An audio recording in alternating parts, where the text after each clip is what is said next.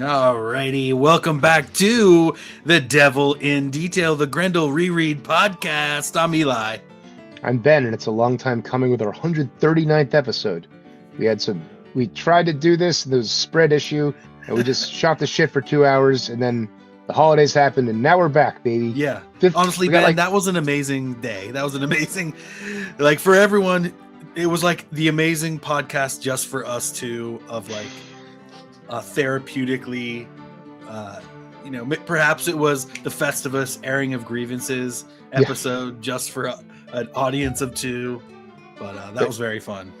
Eli, before we get into it, I do want to say we're really in the home stretch now. There's like maybe 15 more episodes before we've covered this whole saga, so we should get some continuity and some momentum going. But before we start the momentum, what have you been up to? Tell me about the Cosmic Lion rocket that's taking off. Yeah, man, we've got a lot of amazing stuff going on today. Going on now, like I've just been spending the entire day on this catalog, this Cosmic Lion catalog, which is something you and I have been talking about for a long time. Rocco and I started talking about it, and he made some moves, and I was just like, all right, I've got this thing, and I need to move forward with it. So now there's a panel on our website, cosmiclionproductions.com/retailers, where retailers can go and get download an order form, check out the brand new catalog, and see everything that Cosmic Lion has to offer and has coming out. And we've got 12 new issues coming out in the first 6 months of 2026, and it's just going to be insane. We are a sponsor of the inaugural Kirby Awards at OAX, which is happening in late February. I'll be in Orlando, Florida for that. So if you're at OAX, come see me. I'll probably be hanging out at Matt's table or cruising the floor or whatever, because Matt will be there. Matt will be there, and just a ton of new stuff coming. I'm also forcing myself back on the drawing table. If you don't see a new story from me in 2026, you'll say to yourself, well, he has been saying that to me for the last 6 years, so I'm not really that let down, but I wish he would do something. But other than that, that's it. What about you, Ben? All right, retailers, you've heard the fluff. Now buy the stuff. Ooh, Ben. There you go. I'm good. I'm 5.5 weeks off THC, which is wild, and that's my crazy. creative productivity is off the charts. I penciled 18, 19 pages. I did a big project this weekend, and it's just easier for me to either read or draw every night. So I would like to find a plan to get the medicine back, to really get medicinal with it, without smoking a bomber all the time.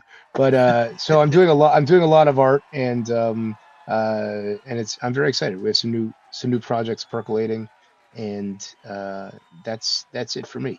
Shall we, Grendel? That's awesome. I'd love to. Let's do it. All right, so let's hit that theme song and be right back. Two in the box, ready to go. Maybe fast, maybe slow. Yeah. Vivat Grendel. It's like the devil is my best friend. On the roads with the pen to the fork end, or till time end. Like Orion, Jupiter, my kin, bloodline private. We control the whole shit. The wolf won't beef, then we feast off the rip. Behold the devil in detail.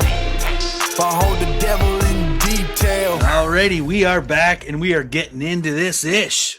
Devil's Choices, Volume 1. And yeah, we were saying the last few issues, I would say almost all the Grendel tales we've been doing, we've been going out of the omnibus, the Grendel Tales omnibus, but we noticed last time when we started to record that the spreads are off, and we simply cannot have that.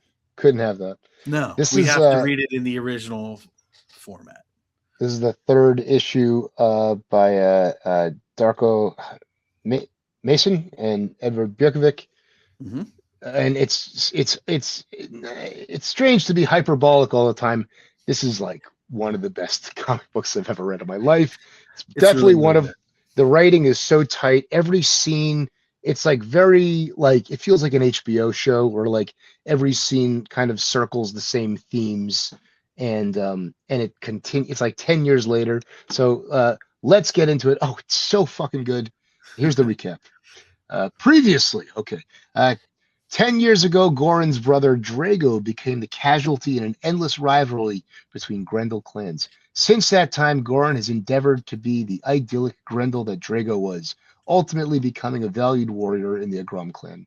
Ruled by Igor, the pink-haired, merciless general who killed his own father for power, the Agromi have bounced from one conflict to another, constantly changing sides, never stopping to breathe or heal. Oh, man. Oof. And the action picks up as we are in the wood, in the bush, and the Agrami. No, sorry. These are the Savas. The Savas are walking through, laughing, telling this joke that again is a through story, a through line throughout this whole issue. They use it structurally 3 times. So Goran is in the bush. There's some great foreground, midground, background stuff. Some great like look at the laughter in the first panel behind the silhouetted trees. Like chef's kiss. Like what? Like what more do you want out of this book? I know it's so good.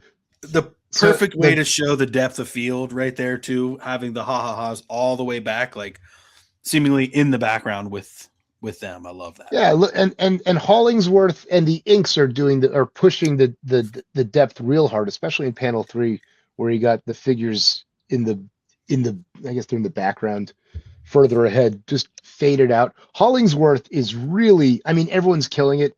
Hollingsworth especially on I guess it's Blue Line. Yeah. Really, really nice stuff. So Goran is in the bush, and his guys have been hanging out and in conflict with the Savas for a couple of days, and I guess it's all about him right now. Yeah, I guess he's by himself. He's off kind of on a solo mission, as we can see, and he's running around trying to blend in to the quiet, to the depths of night, or the shadows of the bush until his cell phone rings. Classic. They tell the joke references vampires. Now, when I read this book for the first time, I'd never read any other Grendel vampire stuff. So, but now with the context, it's like, a reference to vampires in a story that doesn't have any vampires in it. Yeah. There's an Uber creature in the last one. Yeah. And what did we say? It's like these guys might have been alive when Orion was around. Their fathers were around during Orion's time. It's not that far. It's not that far removed that people can still remember what it was like to have a con. All right, cool. And then so his cell phone rings and they're like, Agrami, and he's like hiding behind the trees. And then this it's very much like a samurai film, or it's awesome. It's so good. Oh man.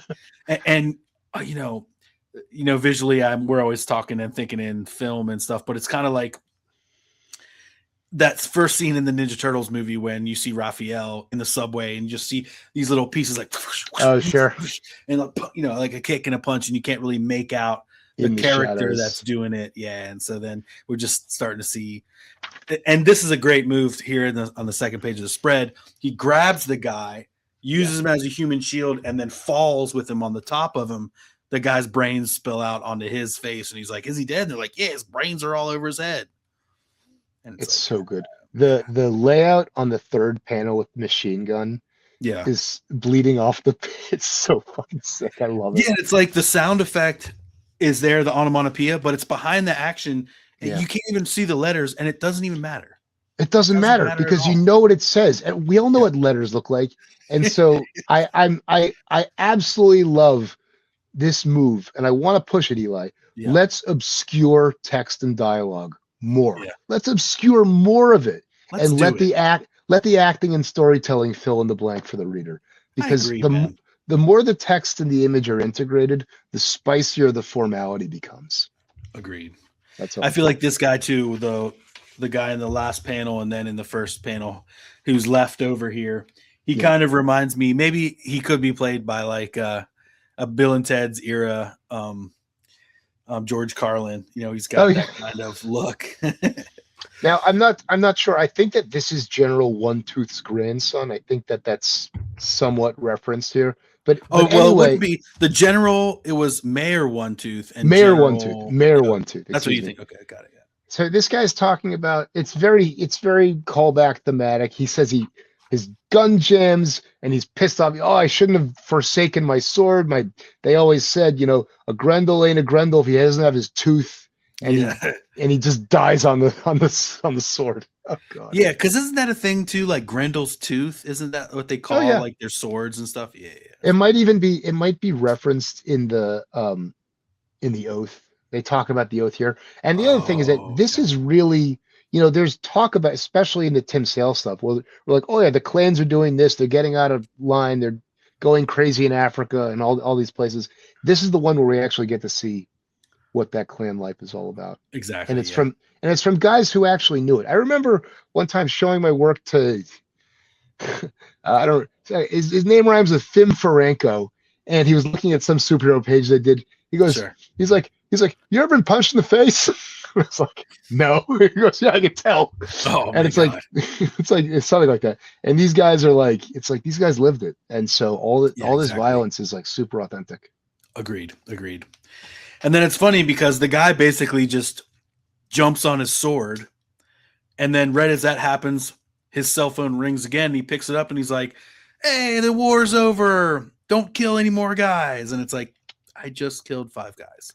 The guy who makes the guy who's on the phone, is he the one who's riding the gun in the tank later on? And I think also who's like, my lady said we needs to. Why can't I stay for 50? We're gone after 15 minutes. And so this thing where what we learned, not to bury the lead, but it's like this situation totally could have been avoided if people were just living up to their oath, doing their jobs, being responsible, being efficient. Right. And we learn later that, again, living up to the code is not really something that's possible out here, It's like, it's like the unspoken rule that we don't follow the rule. Exactly. This big panel, the way that they simplify the guys in the mid ground and even further in the background is beautiful. I can't get it. It's really nice. There's so many planes in this panel. Gorgeous. Yeah, and again, Matt Hollingsworth colors. Again, like the colors in all of these books, I mean, are so good. And, again, Dave Cooper, we must I think I'm getting closer and closer to maybe getting him on the cast. We got all right. Him, dude. I mean, Hollingsworth, I already mentioned HBO, but like it feels like television. Like it's not, the local color it's really a balance between the blood is still red, you know what I mean? But there's so much earth tones in this, like, the burnt out sky. Oh man, it's great. Yeah. And everyone, it almost, I don't know, everybody's hair colors are different too later. Like a few different people, when they have blue hair and pink hair, it's like, that's trying to say something as well about the character that we maybe kind of pick up later. Well, when we turn the page, the tone totally shifts with the snow. Completely. Unbelievable, Hollingsworth. Again, like you said, we go from browns and earth tones to kind of these cool, muted cools, grays and blues and stuff like that. And we see this brand new baby is born into this crazy world. This is the scene that I remember from this issue. When I think about it, I'm thinking about this, when the baby getting born in the broken down convertible in the snow. Yeah. Yeah, it's crazy. I don't drive a lot, but I did drive today. I drove 4 hours today. That's right. You told me. Car. Nice. And it's not my favorite thing to do. And so I'm sort of amazed at how, when he's like, the power cell's dead, like the acting is a little like, I'd be spiraling, there was one time I was driving with the kids and we were in Westchester and there was 30 seconds where I thought I needed to get the battery replaced in the car. And I was like, oh, thank God. It's over. Like this guy losing the battery, it's the least of his troubles in this issue. Absolutely. This is Borna. Yeah, Borno. And him and his wife have now defected. Well, he defected. She was never a Grendel. She makes that clear. But in order to try to give this baby a new life beyond the Grendelization, the Grendelized, society, he tries to grand life. Yeah, exactly. But it's like in this world, you can't escape it. It seems as though, and his dream has always been to see the ocean. So they're on the way there. That's where they'll feel safe. they're in this like, I love the squat stretched out design of the ATV Yeah. vehicle. I love that they have the top down for whatever reason. But Right. It's also winter, obviously. and he's got his Grendel tattoos, but he's just a fucking sweater and a flannel shirt. Like it's, it's Yeah. like no one's in like Star Trek, like the sci-fi, like, shits or whatever. But it is like 3,000 something in the future, 26, something. 26. 20. Okay. All right. Yeah. So it's not like That's that. not too Yeah, far. wait, close But enough. still, that's like Star Trek. It's Star Trek. Yeah. Yeah. So That's wild. so the dialogue here is that he's, when you become a parent, it's like things shift, but you have to sort of recognize oh shit, like it's not us. It's like we've become a family, right? It's not me. It's us. It's not a couple. It's not a couple anymore, right? And so he's trying to process that, and she's already bonded because she's been pregnant, but for him now it's actually become material. Right. Yeah. I'm sure that's probably a common thing that happens with parents. That I don't know. The guy doesn't fully comprehend things until the baby's out, whereas the mom is like, "Yeah, I've been feeding this thing for 9 months." And you still don't, because the baby needs her and needs her body, and she's exhausted all the time, and there's only like so much that I could do. Like right. It was like, well, I could get up now, but like I get up and they'd cry for me for 5-10 minutes and she'd come in anyway. It's like it's like a buffer basically. All I can do. I feel like all my brain can think is from Meet the Parents, like, I've got nipples, Greg, can you milk me? It's like, unfortunately we can't milk ourselves. Yeah. All right, next page. No, Eli, clearly not a parent.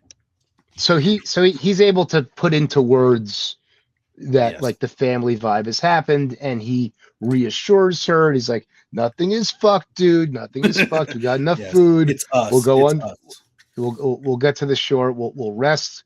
We'll take what the supplies we got, and we'll get there. So that's a very, what it's like. Once you shift, I can't, to I'm gonna figure it out. It makes a big difference. It makes a big difference, yeah, because there is, like, in these situations, and just in a situation like you think your car battery might be dead, you can't wallow in it's not going to work. You have to immediately shift to, how can I get this to work so I can get everybody home safe? Look at these big fat snowflakes starting to fall, and then they're bleeding into the gutters. Oh my god, I love it. Yes. so good, so subtle. And that angle is not easy to do too, with the trees and everything. The high angle. Yeah, the high angle is great. And then we flash back to the camp. This is the Agrami camp, and Igor has been he's hungover. He's been partying with the Savas general, and Seems he like was a 3-day bender. It was too important to go on this bender to be responsible enough to make the call to say, you can call back your guys from the Savas line. Yeah. Exactly. And he's like, dude, I lost men and they lost men. And it's like, we were still out there fighting and you were here drinking. Yeah. He's like, quit yelling. I like how he's leaning over the barrel and also the panel border in the last panel. Oh yeah. This reminds me of the device. It's the same device where someone's standing on the panel border or leaning back against it. Yeah. I like too this angle of inside this water bucket that he's, and the lettering is all he can sort of hear what he's saying. Yeah. It's awesome. Great device. So yeah. Oh man. It's funny because when I look at I don't want to put anyone down, like mainstream books, you often see layouts like this where it's like things are jumbled around and like cards all shuffled, but it's sort of hard to tell why those choices are being made other than they look cool. Yeah. And here, exactly. All these choices, like, they carry a lot of storytelling intent. Every single one. Absolutely. He's so good. And makes it more cinematic and the same moves you would make. Sure. And their conversation continues like, look, we had to do this. You're as good as your brother, but this is what we were talking about. The oath isn't really an oath anymore. It's you got you guys are holding on to I admire you for holding on to this thing, but it's not really efficient anymore It's the more way we like do a things. loose framework than an oath these days, you know? I already said it, but it's like, this is the one where we see what the clans are like. Exactly. Clans have yeah, been the alluded day-to-day to over and life. over again. Yeah. And like Homecoming shows us what it looks like when a gang infiltrates a town. This is like the whole schmear. Love it. The life of the gang, in the gang, and the like who's the leader, and yeah, exactly. And then the guy comes back. What's his name? This is the Savas general. Yeah, exactly. I'm not sure we get a name, but he seems to be. He's played by like Lemmy or Simon Bisley or something. Yeah, for sure. Totally. You know, there's a scene later on that I used to show my students. I think they're shooting pigeons or something like that, and just like an absolutely brutal like storytelling layout move. Oh, can't wait to get there. Oh, nice. He tells the joke again about what's the brain sucking vampire doing in the Savas camp. Yeah, he changed starving, but the joke was about what's the agrami. Yeah, he's like, no, I've heard that one. Yeah, to swap it out for whoever our enemy is in the moment. The current enemy of the day is. Yep.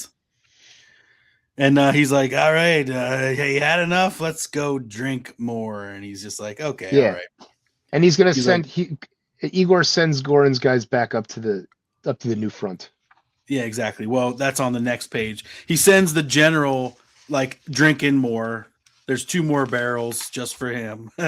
and then Igor and Goran have this final conversation where he's like, look, you're a little too fire-headed. You're a little too hot-headed for us. Like, let's get you guys back out there where you belong and where you're doing what you do best. He's like get John Cusack in the gym for a couple of months. He could play this guy. Yep. I love the ragtag gang of guys. You got Specs with no tattoos, and it's like the Howling Commandos. I fucking love it. Yeah, and this main guy I kind of got a Danny McBride feel. He kind of looks like a little Danny right there in panel 5, I guess. Yeah. And then he's like, what's my lady gonna say when we've only been home for 15 minutes and I don't get to give her any love? She's like, she'll probably thank me. And I really love this the gutter panel, the last one, because these guys are in one plane and he's walking away in another plane, and that usually isn't something. I feel like Paul Grist was doing stuff like that, where there's space is implied, but there's no background to anchor it. Oh, so good. Very, very good. Loving it, man. And we flash back. Yeah, Hollingsworth fucking kills it here with this mountain. The tones of snow. Like, if you've ever seen snow, it rarely is just crystal clear white. Hey, there's people over here who haven't ever seen it. Yeah, I believe you. So he's taking care of her, and he's got all the gear, and she's postpartum, and it's not really a state that you want to be hiking for 10 miles a day. No, not at all. And he's like, he's cognizant of it, and it's the first thing that he asks. And she's like, probably, but I'll be fine. I love the rhythm of this layout with the 4 grid like crammed into the side. This looks like how many you think if you fit them all in there, you think it would be 4 even ones? It's hard to say. Maybe. If what? If there was a grid, you think that this would be half the grid, something like that. Yeah. It's just a very unique, like, it's under the tree underlapping the cross point of the grid. It's just like, so fucking thoughtful. and again, like, most comics weren't doing full bleed like this in this era, like in the 90s, especially early 90s. Or if they did, it wasn't with. It was just, this will look cool. Yeah, they still do it. It looks cool. What do you want from me? Yeah, or one thing breaks it, but never like as glorious as this, fully paged. Here I am putting down every single person drawing comics. Yep, have to. And Borna's like, he finally sees this glorious, glorious view that he's been waiting his whole life for. Yeah. And probably to him, the thing that was most important to him until yesterday or today or whatever the timeline is, till he looked into his baby's eyes. Now the family can do what it needs to do. And then, oh shit, this is amazing. This is so HBO. and so he's kind of celebrating, and for like 1 second he gets joy, and then clunk. Or what do we get? A clunk, and it's like, okay, all Yeah, right, very well lettered. You can feel the spring in the sound effect, but still subtle, like just enough. And he's like, shit. Well, the Zappa of these 4 panels where they're sort of sliding around with the first panel underlapping is very sophisticated, and then the lettering in the end being in the negative space. Oof. Yes. Good shit. He's like, yep, I stepped on a mine. All right, we're gonna have to go. And she's like, no, God damn it, you don't want to live with us. She immediately kind of jumps to these things. He's like, look, no, it's not. It's like, this is what happens. We're out here and we got to figure it out. She's like, hey, put some stones on it. Can't we just like, and I would have thought if I stepped on it and it didn't blow up, then that's it. But I guess you got to release. You got to go down it. And you got to release it. And again, like she's spiraling and he's like he's super cool. And he's like, if this is what it's got to be. I love the transition, the time gap where they have the baby back in the tree, between panels 1 and 2. I think a lot of times, our instinct when we're planning things, or at least it's for me, is I want to show like every single thing. But when you cut stuff out, it really that's where the magic happens. Yeah, you kind of have to. And that's, again, I think that Zappa, because it almost doesn't show time, because she says no. But maybe in the time where she's saying no, that whole time she runs. She's still freaking out. No. She comes back. Yeah. And that's really good. And then again, the open panels, like you had pointed out in the middle there. Oh man, that shows. Look at the silhouettes of his foot, where she's holding the snow, and then it's a silhouette, but it's a reverse shot, so the foot still in silhouette flips from front to back. Yeah. Oh my god. Like you're facing his heel, and then you're facing his toe. It's so fucking cool. Really, really good. These guys, man, are so talented. So much great work. Yeah. And she's kind of like, you wanted this, you wanted to get away from us. And he's like, no, dude, not at all. All right. But then they're like, all right, here we got a plan. Like, you got the baby, run and take cover. Like, we can probably figure this out. Like, I'm just going to jump as far as possible. And, this kind of like, this makes sense to me. This is the answer. There's a ton of dialogue in this book. And then we got like 7 silent panels as this happens. Really, really effective stuff. Yeah, dude. He throws off his jacket.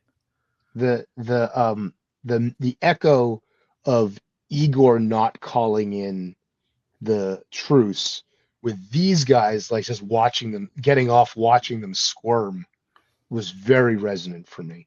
Oh wow. Yep. I love these guys' berets. That's the other thing I remember about this. The berets the berets were so cool. And they should. Matt, make these berets. Oh man. Oh god. Oh man. Again, these are great. And again, this is another kind of like change in the eye makeup thing. They're a little bit bigger. They're almost like a Superman symbol around the eyes, and then with just a single line coming off of them. I think this was early in my reading too. Yeah, there's another guy. The guy with the helmet has like just a bar. A bar across. Yeah, exactly. So everyone's different. You get to choose your own. Choose your own adventure. Choose your own. Yeah, and then so again, he does it and nothing happens, and then he probably does that thing where if you've ever been in snow and you dive and you land in snow, it's just like everything comes black for a second, becomes black. You close your eyes, you kind of create this kind of like this breath, and he does that, and he hears this clapping, and he wakes up, and he's like, God damn it.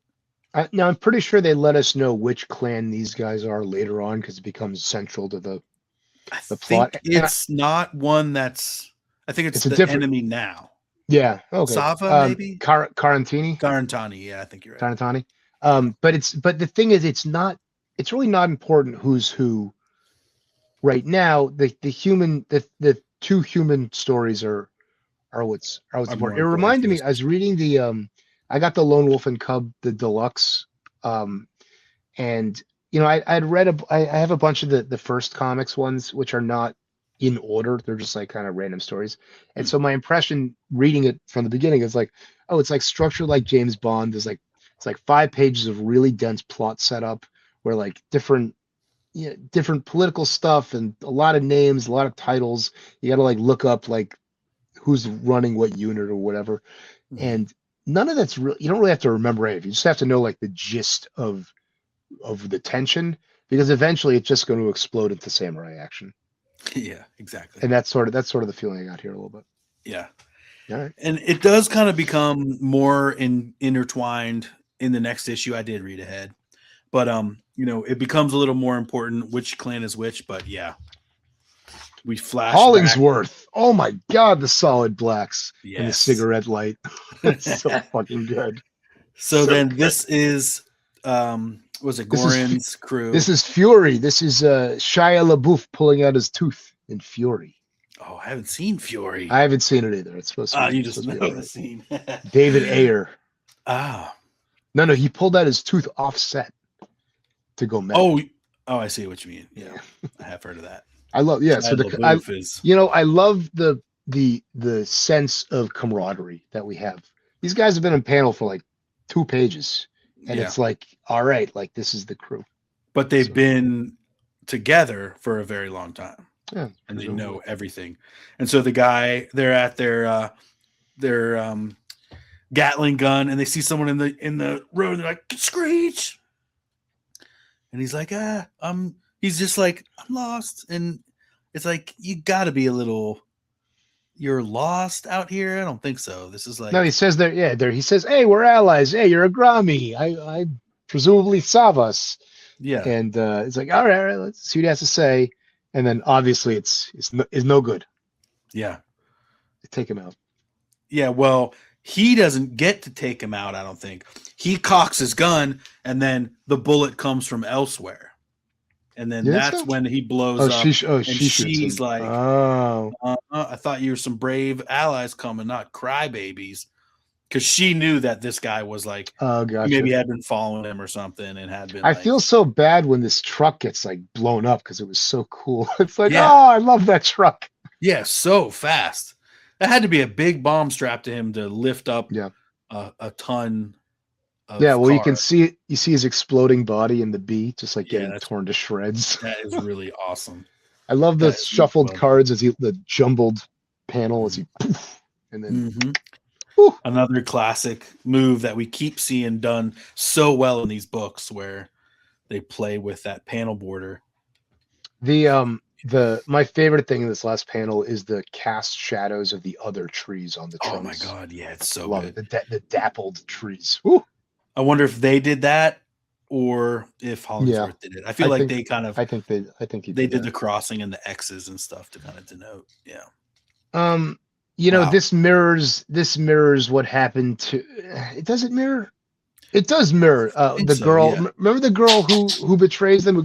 She takes off her top and then she gets chopped in half with a lightsaber. Yeah. So this is gonna like brother like brother. Exactly. In it perhaps. Ooh, exactly. Love it. And then that's the end of this story, and we have the 2 dead to die here, which is part of Devil Quest. Which one is this? This is the flash of light that takes place post Batman Grendel. Oh, this is the very end. Doctor Lawyer Indian Chief. That's right. Yeah. And so Batman just beat the shit out of him, sent him back, and he falls down, and we hear the Indian Chief kind of like saying, so this is what's happening. Hunter's skull brought him back, and Prime is just like grabs a rock, throws it through the guy's head, steals his bike, and drives off into the next story. On the Orca skiff. Oh, it's so cool. It's so sick. That is just like 3 pages, because I was going to leave it out, like, because I scanned this issue. It's too good. I was like, no, we got to check it out again. And because, like, when we were going through these pages back when we did Devil Quest, I managed to find a couple of these, and like this up here is hand ripped and then drawn probably on like or even that's a white piece of paper that was ripped, placed on top of this like brown paper. And that's in all those watercolor. lines are taped. Yeah. And Prismacolor and just matte. Killing it. I used tone paper this week. Oh yeah. And I thought a lot about this. I was looking at these some of the commissions and stuff. Nice. The Yeah, paper Matt. I was using was a pale blue. He And has I done had some some, JKS too. yeah, and I was really thinking about like what I was using, not high quality. I was using like student craft grade colored pencils, but my thought was that if I had Prismacolors, that's sort of how you get it to sing. I was wishing I had Prismacolors in darker tone. So the Okay. next time I feel like, doing studies from this would be really helpful. And also it's like, how else are you going to figure it out? Yeah, that panel 2 up there is just Yeah. absolutely insane. Where it's like a purple Prismacolor is like A the mauve. sand. Oh Yeah. oh my god, yeah. How about this one on panel 4 on the Orca eye, where it goes from pure white and then he just lets it lift off in the shadow, just lets the paper come through. Whew. Man, All right, what's this John Irving book? You ever read John Irving? I've never read John Irving, I read but this Rabbit is Run. what is this? A Prayer 600? for Owen Meany. That's a good one. Oh, you've read John Irving. Yeah, I read those 2 books. This is a 630-page identity crisis loaded with dwarfs, transvestites, religious ecstasy, a serial killer, and the trashy Indian film scene. John Irving makes me dance like a little monkey. That sounds fucking awesome. That's funny. Any good All letters? Well, Eli, I didn't get into much letters. we after a long break, we grendled it up. We have very few issues left. My neighbor, the guy who's writing, my neighbor upstairs, he's on the biggest Stephen King podcast, and he's a playwright. He's very prolific. He's hyperlexic, this guy. So he'll read a book a day and he'll be like, "Oh yeah, this month I'm rereading all Elmore Leonard. This month I'm rereading all of Thomas Pynchon." Oh boy. So Wow. he read, and his dad was a Grendel fan, so he like knows comics, but he knows more about anything than anyone I know. So he's like, "Oh, I don't really know comics," but he knows comics. So he read all of Grendel in 3 weeks. So we got to get Dan Caffrey on.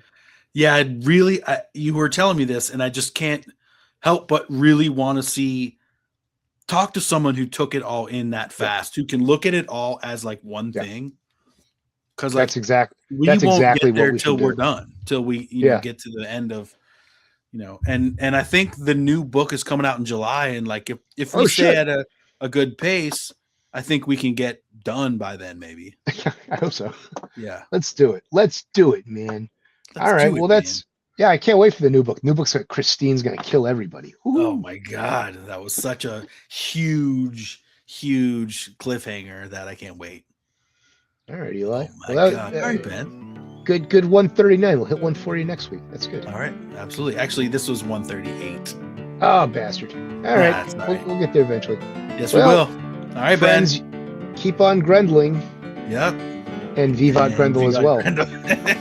Later on, I forgot again because it's been a minute. All right, y'all.